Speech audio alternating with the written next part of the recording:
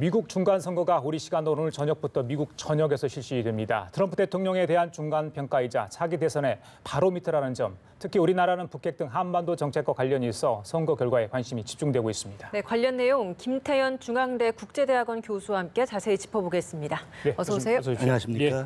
자, 미국 동부 시간이죠. 오전 5시, 그러니까 우리 시간으로는 오후 한 7시 정도 되겠습니다. 이제 투표가 시작이 되겠고요. 내일이 이제 뭐 출구조사하면 결과는 어느 정도 예측할 수 있을 텐데 판세가 글쎄요. 여론조사 기관들도 뭐 여러 가지 이제 그 결과를 내놓고 있습니다만은 아직 뭐 우리가 확정적으로 볼 수는 없을 것 같아요. 민주당 쪽에서 좀 하원이 다시 좀 우세해졌다 이런 결과가 아침에 나오던데 지금 판세 어떻게 보고 계십니까?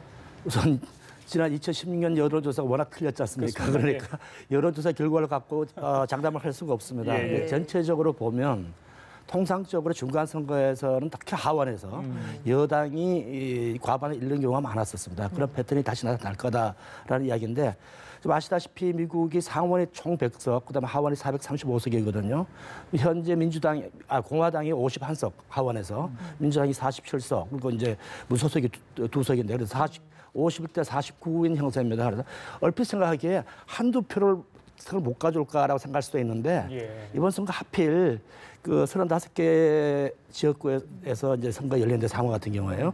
그중에 26석이 지금 현재 의원이 민주당입니다. 그러니까 그거를 나머지 9개의 석에서 표를 가져와야 되기 때문에 이게 쉽지 않은 게임이 되고 있어서 상원은 아마 공화당이 수동을 할 거다라는 거고 민주당은 435석을 하원은 다 계산하지 않습니까? 거기에 지금 그래서 보통 중간평가 의미가 있고 중간평가는 되게 이제 여당에 까다로우니까 야당이 유리할 거다라는 거 있고 또 선거조사 여론조사를 보면 지금 현재 한 194석 정도에서 민주당이 안정적이래요.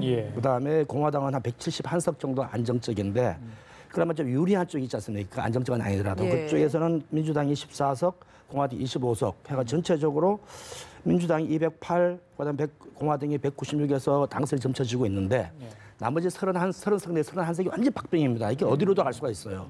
이게 그야말로 바람에 노출된 상황인데 바람이 공화당 쪽으로 불면 공화당이 수송을 할 거고 아니면 반반 아니면 민주당 쪽으로 가는데 민주당 입장에서는 그 30석 정도의 박빙에서 한 3분의 1만 가져오면 다수를 차지할 수 있으니까 전체적으로 민주당이 유리하지 않겠느냐 이렇게 보고 있습니다.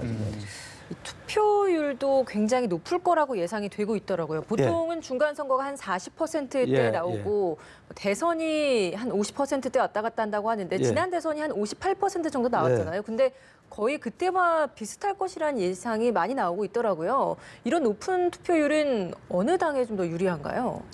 통상적으로 야당이 유리하죠. 여당은 소위 고정표고 조직표가 있지 않습니까? 그러니까 이제 그리고 또 통상 지금까지 계속 선거에서 항상 중간선거는 투표율이 엄청 낮았다. 그 낮은 투표율이 다 공화당을 찍었다라는 게 있습니다. 그런데 이번 투표 높아지면 민주당 쪽에서 동원이 돼가지고 투표를 하러 갈 마음이 생겼거나 이래가지고 가게 되면 민주당 쪽 유리할 거라고 생각을 하고 있는데 그것도 지금 요새 최근에 미국 정치 판세가 워낙 그 예측을 이렇게 전통과 달라져가지고 쉽게 장담할 수는 없습니다.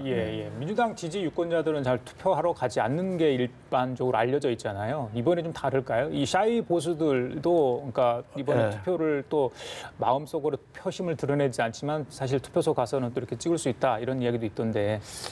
지금 미국 정치가 워낙 양극화가 되어 있습니다. 그래서 정치 문제 이야기를 했다가는 꼭 싸움이 벌어지길 쓰거든요. 그러니까 아까 말씀드린 샤이 보수든 샤이 혹은 진보든 별로 드러내놓고 말을 하지 않은 경우가 있습니다. 근데 아마 과거에 샤이 트럼프를 했던 사람들이 2년 전에 선거 때는 이미 더 이상 샤이가 아니고 드러났을 텐데 민주당 쪽에서 과연 투표를 하려고 할 것이냐 안 할 것이냐 그게 관건이죠. 근데 일부 어제 사실은 이제 미국인 학생이 하나 있어 물어봤어요. 어떻게 생각하느냐 그랬더니 자기 주변 사람들은 이 선거를 해도 이게 무슨 외국 무슨 사이버 어택 같은 게 들어가가지고 선거 결과 제대로 반영이 된다는 장담이 없어가지고 차라리 투표를 하지 않겠다는 사람도 있대요. 그게 얼마나 될지 모르겠지만 그래서 그거 좀 두고 봐야 될 것 같습니다. 저는 깜짝 놀랐어요. 그래서 미국이 세계 민주주의 중심이고 심장인데 거기에 유권자들이 자기 투표가 제대로 반영이 안 될지도 모른다 우려 때문에 투표를 안 한다. 이건 세계 민주주의 위기라고 할 수 있지 않습니까? 그래서 그 말 듣고 깜짝 놀랐었습니다. 선거 막바지가 되다 보니까 유세도 굉장히 치열해지고 있는데 이제 선거 막판에 민주당의 대표 주자라고 해야 될까요? 뭐 달리는 뭐 선거에 출마하는 사람은 아니지만 어쨌든 예. 민주당을 대표하는 인물 중 하나는 오바마 전 대통령인데 또 유세 현장에 나왔습니다. 뭐 이런 발언도 했고 트럼프 대통령 같은 경우에도 뭐 굉장히 뭐 발언들을 많이 하고 있는 상황인데 뭐 이런 것들이 어느 정도 좀 영향을 미칠 수 있을까요? 사실은 저도 보통 전직 대통령이 선거 현장에 바로 나가는 일은 별로 많지가 않거든요. 대선 정도의 전당대회에서 지지하는 연설을 하긴 하지. 예. 중간 선거에 막 뛰어다니면서 하는 거는 상당히 놀랐는데 전체적으로 미국 지금은 더 이상 글쎄 주류라 부를 수 있을지 몰라도 주류 사회, 그러니까 뭐 뉴욕 타임스, CNN 같은 주류 언론이라든가 주류 사회에서는 트럼프 대통령 지금까지 행보가 미국의 무슨 대외 이미지라든가 하고 국내 분열 쪽이 워낙 심하기 때문에 이걸 치유하겠다 싶은 생각 때문에 오바마 때 나오는 것 같아요. 그리고 또 하나는 지금 국민들이 미국 유권자들이 관심이 많은 부분이 소위 오바마 케어, 건강보험 문제거든요. 그러니까 그거를 이제 오바마 대통령이 나오면서 다시 관심을 환기시키는 측면에서 나가는 거고. 트럼프 대통령은 아까 그 박빙석 30개 정도의 바람을 불러일으키기 위해서 좀 약간은 저도 트럼프 대통령이 그런 말을 쓰는 거 보고 깜짝 놀랐는데 미국에서는 민족주의란 말을 잘 안 쓰거든요. 지금 애국주의라는 표현을 썼지 민족주의라는 말은 안 써왔는데 이분은 민족주의라는 말을 쓰면서 약간 배타적인 그런 식의 바람을 호소하고 있어가지고 선거를 앞두고 마치 또 카라반이니 이런 그 문제 있고 총기 사건도 있고 하니까 그런 식의 표심에 호소하려고 그런 게 아닌가라는 생각이 들었습니다. 뭐 캐러반 이야기도 하셨는데 지금 반이민 정책을 가지고 있는 트럼프 대통령이 계속 밀고 있는 것 같아요. 특히 이제 경제 상황이 좋다 보니까 그것도 이제 보수당에서 자기들이 내세울 수 있는 거고요. 반면에 민주당에서는 이번에 트럼프 정권을 심판을 해야 한다 이렇게 강하게 이제 선거 구호를 내치고 있는 상황 아니겠습니까? 두 당의 선거 전략 어느 쪽의 유권자들이 더 호소를 하고 있다고 보십니까? 지금 그러니까 보통 선거를 할 때는 경제가 가장 중요하다 그럽니다. 그래서 바보야 그 모든 거 경제 이런 말도 있지 않습니까? 근데 이제 경제가 좋으니까 그럼 당연히 여당이 유리해야 되는데.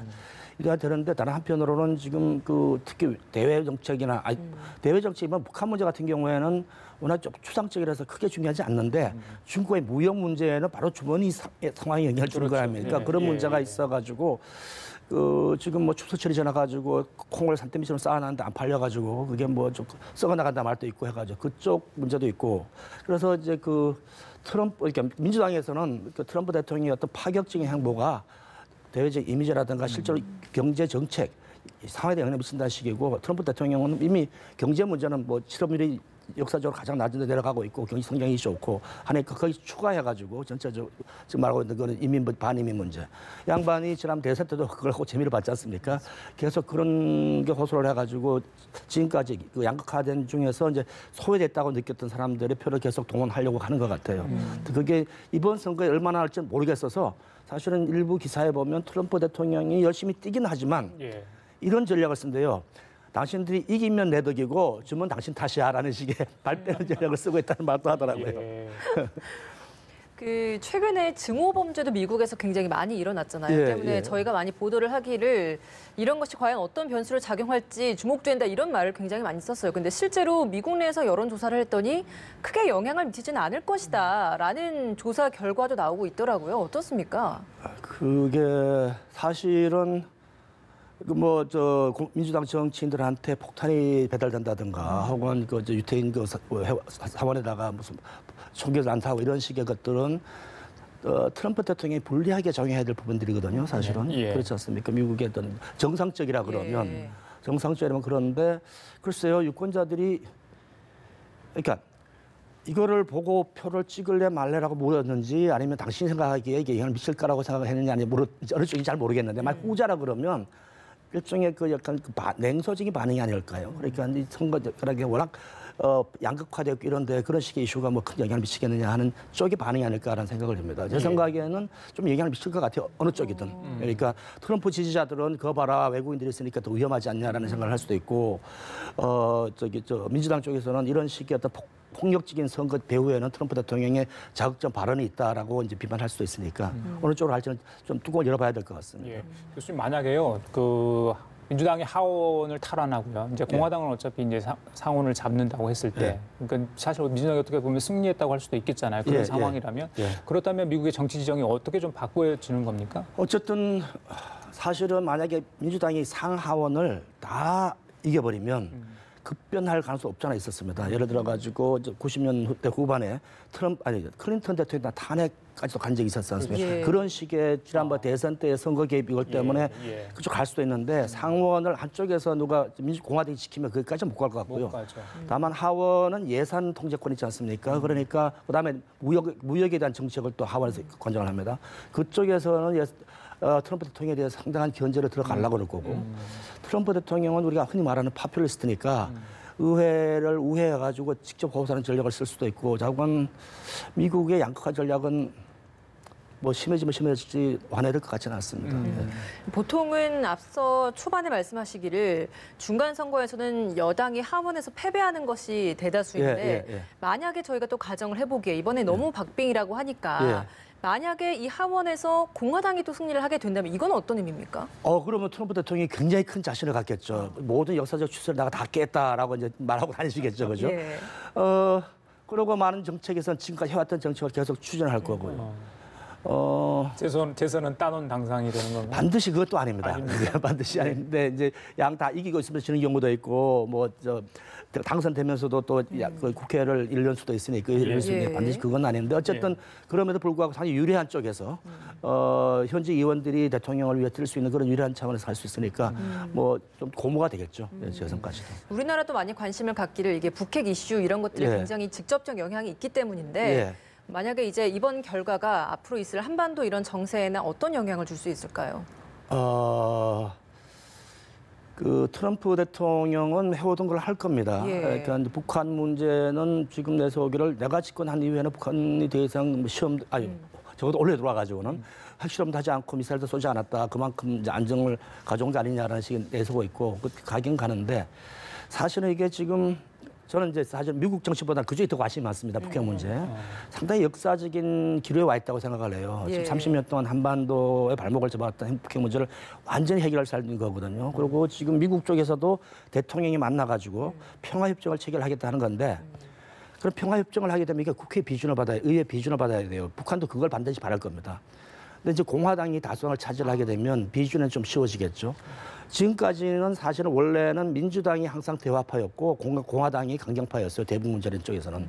근데 공화당이 대통령을 지지를 해야 될 테니까 민주당에서 지지를 가져오는 건 대화파니까 별로 어렵지 않을 거고 거기에 공화당이 가세를 하면 이번 어쩌면 한반도 정세는 오히려 유리하게 작용할 수도 있다 하는 게 제 생각입니다. 알겠습니다. 자, 내일 이제 결과가 나올 텐데 어떻게 될지 우리나라에도 영향을 미친다고 하죠. 좀 지켜보도록 하겠습니다. 지금까지 김태현 중앙대 국제대학원 교수였습니다. 말씀 잘 들었습니다. 예, 수고하십시오.